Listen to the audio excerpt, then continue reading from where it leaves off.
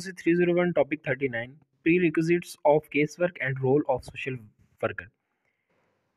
Social worker act as a change agent, यानी कि वो माहौल के अंदर तब्दीली लाता है, लोगों के मसाइल हल करता है, एनवायरनमेंट को चेंज करता है.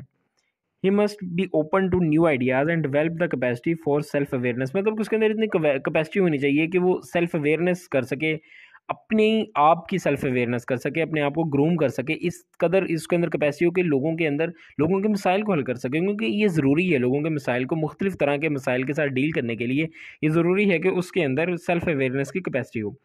Necessary for the social case worker to cultivate appropriate attitude and qualities necessary for social work. 3 major roles हैं. पहला है क्लिनिकल और बिहेवियरल रोल, यानी कि case worker focuses attention on those aspects of the client's behaviour which causes stress to him और the others. जो मतलब उन चीज़ों को देखना है जिसकी वजह से उसके ऊपर स्ट्रेस पैदा हुई है. रोल ऑफ कंसल्टेंट या एजुकेटर. कंसल्टेंट या एजुकेटर काम करता है कि केस वर्कर जो है, एजुकेटर इस तरह के उसको सिखाता है अपने क्लाइंट को, बाकायदा उसे एजुकेशन देता है, इस चीज़ का एजुकेट करता है कि किस तरह वो अपने मसाइल को हल कर सकेगा, किस तरह ग्रूम कर सकेगा, किस तरह अपने मसाइल से बाहर आ सकेगा. एडवोकेट और ब्रोकर के तौर पर किस तरह काम करता है कि एडवोकेट के बारे में कह रहे हैं कि social worker makes a joint between resources and a person to fulfil his needs.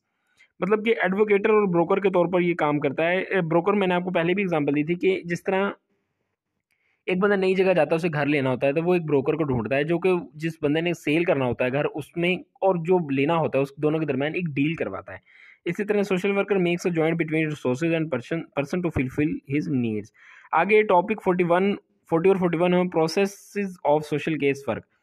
6 phases हैं इसकी. सब फेजेज को हम वन बाय वन देखते हैं. इनटेक फर्स्ट फेज जो है, it is the first interview between case worker and social worker जो हो गया और क्लाइंट इनके दरमियान के पहला फेज जो है क्या है, interview to resolve his issue. इसके अंदर केस वर्कर को क्लाइंट के साथ अच्छी तरह जो है अच्छी रैपो बनानी होती है, एक अच्छा इमेज दिखाना होता है. इस स्टेज में दोनों पोजीशंस के लोगों का इंटेंटिव होना ज़रूरी है. क्लाइंट आमतौर पर केस वर्कर की निस्बत अच्छी पोजीशन और पावर में होता है, तो ये ज़रूरी नहीं है कि पोजीशंस जो है ना, अगर क्लाइंट अच्छी पोजीशन में हो ना केस वर्कर की निस्बत, तो केस वर्कर को भी फिर उस हिसाब से अपनी प्रिपरेशन करनी चाहिए, उसी हिसाब से उसके साथ उसे डील करना चाहिए. सेकंड नंबर पे फेज है जो वो साइको सोशल स्टडी, एक्सप्लोरेशन और इन्वेस्टिगेशन.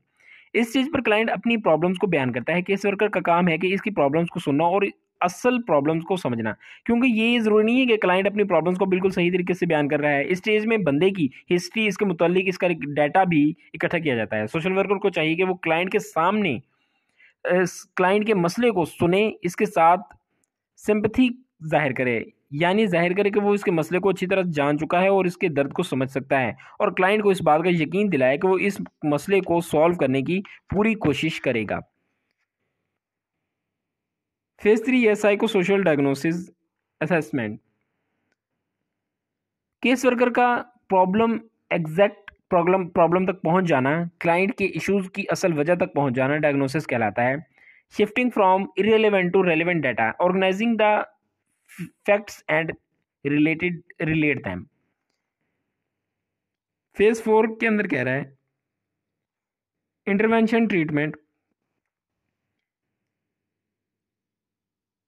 ट्रीटमेंट इन एक्टिविटीज़ का मजमूआ है जो कि किसी फ़र्द के लिए की गई हैं जो मसाइल का शिकार हैं. इन फ़र्द की बुनियादी ऐसे फ़र्द की बुनियादी मुश्किलात को ख़त्म करना जिसकी वजह से वो मसाइल पैदा हो रहे हैं, उसे हम ट्रीटमेंट कहते हैं. हैमिल्टन ने ये डेफिनेशन पेश की थी ट्रीटमेंट की. दोबारा सुन लें कि ट्रीटमेंट उन एक्टिविटीज़ का मजमूआ है जो किसी ऐसे फ़र्द के लिए की जाती हैं जो मसाइल का शिकार हो. ऐसे फ़र्द की बुनियादी मुश्किलात को ख़त्म करना जिसकी वजह से वो मसाइल पैदा हुए हैं. हाईलाइटेड पॉइंट देख लें जी कि administration of concrete and practical services के अंदर क्या चीज़ आती है, मनी, मेडिकल केयर और स्कॉलरशिप, लीगल एड्स. और इनडायरेक्ट ट्रीटमेंट के अंदर modification of environment both physical and social, camps, group experience activities, training programmes वगैरह. आगे आ गया फेज नंबर 5 मॉनिटरिंग और इवेल्युएशन, यानी कि ट्रीटमेंट के बाद क्लाइंट को ऑब्जर्व करना और इससे नतीजा खस करना है कि आया कि ट्रीटमेंट का असर क्लाइंट पर हुआ भी है या नहीं। अगर हुआ है तो किस हद तक हुआ है, क्या ट्रीटमेंट गोल्स को अचीव किया, ट्रीटमेंट ने गोल्स को अचीव किया है, अगर नहीं किया तो इसकी क्या वजह है, ट्रीटमेंट में किन तब्दीलियों की ज़रूरत है। फेज 6 है follow up and termination. Termination mean ending of process. जब केस वर्कर को इस बात का यकीन हो जाए कि ट्रीटमेंट मुकम्मल हो चुका है और क्लाइंट पर इसका बेहतर असर हुआ है, क्लाइंट अपने मसाइल का हल कर चुका है, इस प्रोसेस को रोक दिया जाता है, इसकी टर्मिनेशन हो जाती है।